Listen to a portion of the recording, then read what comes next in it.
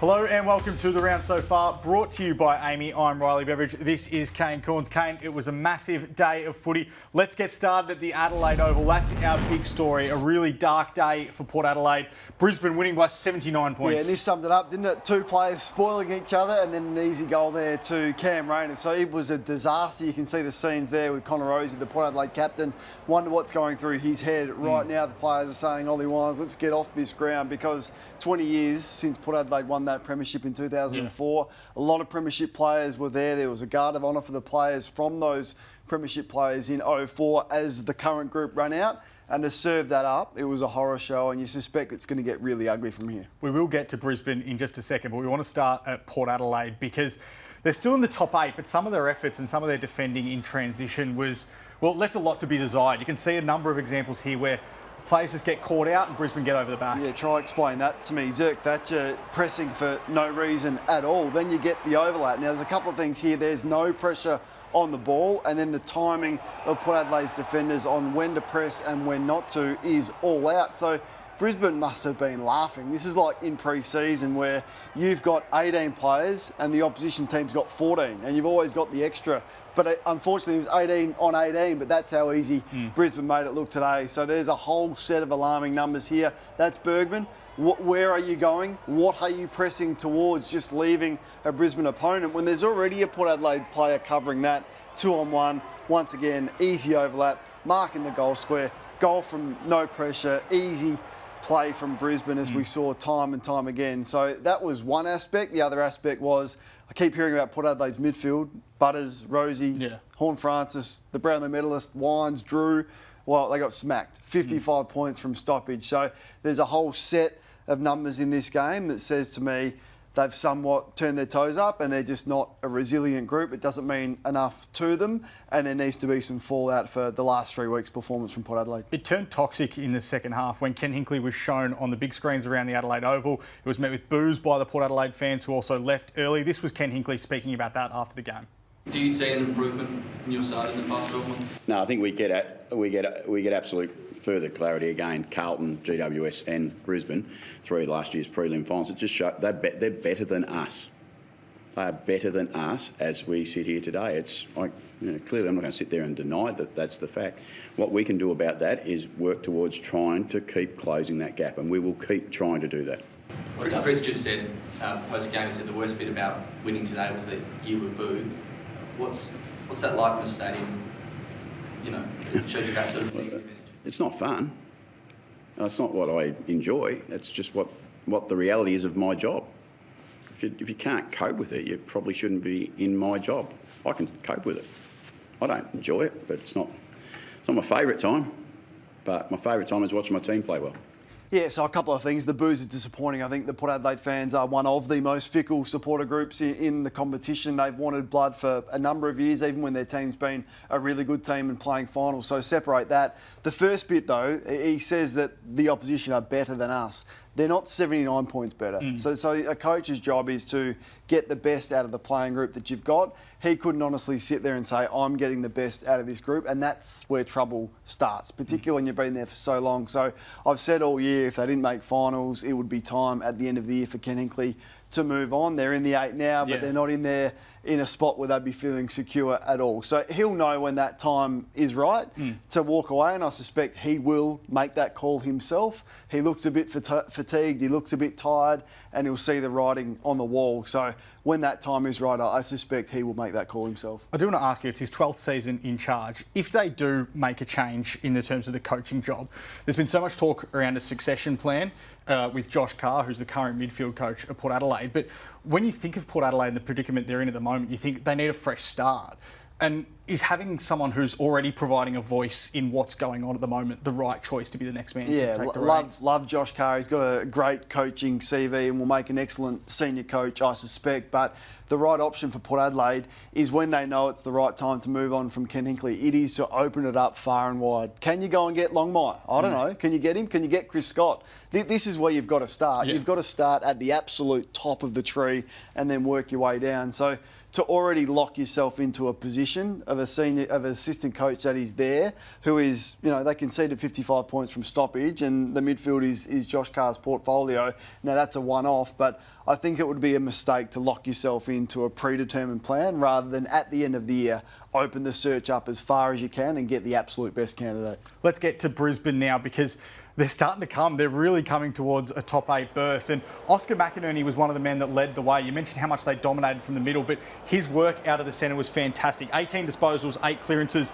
and a career-high 3 goals to go with that. Yeah, so let's not take away from what Brisbane are doing and how hard they are coming. And credit to Chris Fagan. He's been really positive about this group. He's had a lot of confidence in them. He says, look, we're doing a lot of things well. We're not converting in front of goal, and he's maintained a positive attitude. And that's starting to turn for them, led by Oscar McInerney, who's been a good ruckman for a number of years now. I just love the kind of awkwardness that he is. He's a difficult opponent to match up against. They dropped Devan Soldo here, and Jordan Sweet was no match for him whatsoever. So uncompetitive, and Oscar McInerney went forward and kicked a career-high 3 goals to be one of the best players on the ground. But they had great players everywhere. Yeah. Hipwood, another 5. Lockie Neal, no one went anywhere near him. He was enormous. Nearly had 40 touches, 10 clearances for Lockie Neal, who's also in good form. They were a kick away from winning the flag last year. Can they still win it this year, do you reckon? Yeah, I reckon. Yeah, look, it's hard to go past Sydney and what they're doing, but you would think they're in and amongst the best 4 teams in the comp right now, even though they're starting from a fair way back. And they're still out of the 8 as we speak at the moment. All right, let's get to the MCG, where there was another thriller involving North Melbourne, and another gut-wrenching loss for the Kangas. They kicked 5 goals to nothing in the last quarter, but they just couldn't get over the line. Oh, these are some of the last quarter moments. Sheasel went forward and kicked 2. How much better is he not getting cheap ones across half-back when he's going forward and doing that? Zerha was excellent. He's having a nice run of form. They were coming so hard here. He kicked 4. That's his 4th for the game, and didn't they love it? But once again, these are the moments, like this is Brown, who came on as the sub in the last quarter, and that is his first big moment in AFL football. It was huge. So this was a last-ditch play. They almost had a crack here with Curtis. The ball just gets tipped with 5 seconds to go. It would have been a chest mark and a shot from outside 50. In the end, they weren't good enough there. The D's, the fallout is still there. They'll be pretty relieved after their last 5 weeks, and for North Melbourne, they've been involved in 3 thrillers consecutively. Didn't get it done after that huge lead against Collingwood last week, and weren't able to storm home. But to keep Melbourne scoreless in the last quarter, there's so many positives for North to take out of this game. Yeah, they've done well a fortnight in a row, the Kangas. Melbourne had lost 4 of their last 5 going into this, and without Christian Petrarca, it was Jack Viney who stepped up. He had 12 clearances for the game. Must mention, Clayton Oliver was well held by Will Phillips. He only had 14 touches, which was his joint lowest since his 4th AFL game. So the fact that Viney stepped up was crucial. Yeah, Rivers went in there, so no Petrarca. Basically, Oliver is a liability for them at the moment. It was well held by Phillips, and you'd have to think whether Clayton Oliver maintains his spot in the side if his form continues for much longer. But I loved Viney. I loved the fact that he was in the face of the opposition. That's when he plays his absolute best. So he was up in there, he was attacking Simpkin, he had a crack at Wardlaw, and then he just put his head over it. This was vintage Jack Viney, who hadn't been in great form. As I said, there's Rivers, who was important for them as well. But he was the one. I thought Max Gordon and Christian Cherry had a good battle tonight. Cherry probably got the points for the amount of clearances that he had. But Viney, with Stephen May, I thought Melbourne's best tonight. Well, speaking of Stephen May, there was a little flashpoint in the second half when he was involved in this tackle with Eddie Ford. Now, firstly, the whistle doesn't blow. He does a full 720. We were told the whistle was going to blow much earlier. It doesn't blow. He gets a free kick for a dangerous tackle, but will he have a staging sort of reportable offence to answer to here, do you think? Has to be fined for staging. Has to be. Now, when you look at what staging is, it is not limited to excessive exaggeration or contact in an unsportsmanlike manner. Staging is a reportable offence as it may affect the umpire's decision making. It absolutely did that. Yeah. That was one of the more embarrassing moments I've seen from Stephen May in his career. So I just said one of Melbourne's best, if not the best, tonight. So shocking umpiring to let it go for so long and then to be sucked in from that when there was no contact from the head. But more importantly, it was an embarrassing effort from Stephen May, who just has to be fined. The AFL can't allow unsportsmanlike behaviour like that to go on. Let's get to NG Stadium now, where the Sydney Derby took place and the Swans put the Giants to the sword. They kicked 10 straight goals on either side of half-time to completely take this one away. Yeah, no rivalry. The Giants think it's a rivalry, and they talk a big game in the lead up to these games, but they continually get embarrassed. So the Swans have won 5 out of the past 6 Sydney Derbies. Rowbottom was just enormous. They had 11 individual goal scorers. and it was a comprehensive performance. So they smacked them really from stoppage. It was plus 22 points from stoppage. They scored from their back half. Their ball movement in tricky conditions was excellent, and they're just not reliant on anyone. Yeah. Amadi kicks 9 the previous week. Hardly touches it tonight. Warner goes forward, scores. Goulden, all their midfielders score. Hayward bobs up. Papley bobs up. So they're just the complete team, and it's going to take a special team to knock them off in September. Let's get to our Saturday star now. And how about Errol Goulden? For someone so young, he's now won 3 consecutive Brett Kirk medals for best on ground in the Sydney Derby. 41 disposals, 12 marks, 10 intercepts and a goal. Yeah, so the work rate here, so that came from a rebound from their defensive 50, and he just gets there first and sends it back in, and Warner's gone forward. He had the Bedford matchup, tested Toby Bedford forward, and it was a really smart play. So Warner gets sat on. Who's going to step up? Well, it's this guy. Like, it's just his numbers.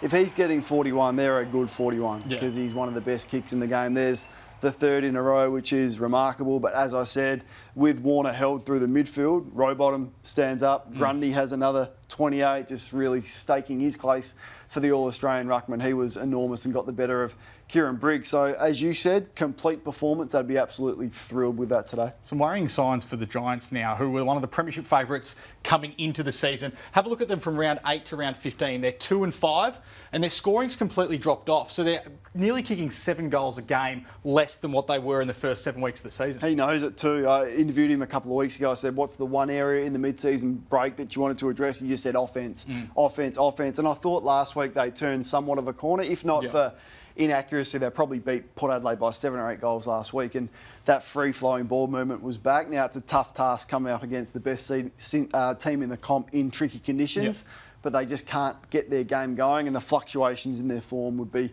pretty concerning for Adam Kingsley. Let's get to our moment of the weekend now. And at one stage in this game, the Giants were coming hard. So they kicked 5 straight goals. The Giants then closed the margin to 23 points, as you can see there. And then Caden Cleary, on debut, their academy prospect, who graduated from their Sydney Swans Academy last year at pick number 24 in the draft, comes on. First kick in league footy, kicks a goal. How easy is footy? How easy is footy? But that's the thing about players like Cleary. Like, you want to come in and you want to hold your spot. Yeah. So that's why there's no complacency in this. Mills, we know, is coming back. Parker probably maybe comes back at some stage. So those players on the fringe and on the borderline just give it their absolute all, because they don't want to give up a spot in what could be a pretty special premiership for this group. Let's get to the MCG now. Friday night footy, where Carlton put Geelong to the sword. There's 2 layers to this, Kane, that we want to speak about. The first is how Carlton got territory in the first half. So you can see a number of examples here where they just got front of stoppage, got the ball in their forward half. And then second, once they got in there, they just scored so often from turnover. They locked the ball inside 50 and repeatedly scored. Yeah, so when Carlton fans put their head on the pillow and shut their eyes, this is the image they get of their team when they're playing at the best. Out the front of stoppage. They are just a powerful unit, and the ability for that to take the pressure off your defensive group, who once the ball goes into your forward half, you can lock it in and then they can set up. This is the other factor that they'd be so impressed with, and this is the biggest improvement in their game, is their ability to score off turnovers. So I want you to notice how calm and composed they are when they get the initial turnover. So very easy just to panic in this situation. You've got numbers around you, you've got traffic. To be calm, to be composed, and to make a good decision. Find a mark which alleviates all the pressure on the ball, to then take it to the open side and then go into a forward line that is open with speed. And there's Chincotta getting off Stewart there, who did a really good job once again. So always powerful from stoppage, but they scored 50 points off Geelong's turnovers, which is a big number for the Cats. I mean, they haven't conceded a number like that in well over a season of football. So that was just a statement performance, calling round 15 moving round. The teams that are really getting serious, Brisbane serious, Carlton serious, Sydney serious, and we're starting to find out who the genuine contenders are, and clearly the Blues are. Well, forget about Fergie time, Kane. I want to talk to you about Vossi time. Have a look at this. So in the last 4 weeks, there have been tight games at three-quarter time. But the first 15 minutes of the final terms, Carlton's just put their opponents to the sword. 5 goals to none against Gold Coast, 5 goals to 2 against Port Adelaide, 4 goals to 1 against Essendon, and then 4 goals to none against Geelong last night. Yeah, so I want to speak about Andrew Russell a little bit, because he got a bad rap when they're having a lot of soft tissue injuries. Now, for those that don't know, he's their high-performance manager. He's won premierships at Port Adelaide. He's won premierships at Hawthorn. Maybe he's just got this group absolutely peaking. Yeah, there may be a little bit of carnage, but he's got them on the edge, so you lose a couple through soft tissues. But give me that record in last quarters and crunch time any day of the week. So you know if they're level or if they're a couple of goals behind at three-quarter time, look out. And that's what the best teams do. They score in bunches, in clumps of goals, Yep. which is what the Blues are doing. It was a battle of the De Koning brothers on Friday night as well. Tom against Sam. It was interesting that Sam went into the ruck for Geelong with no recognised ruckman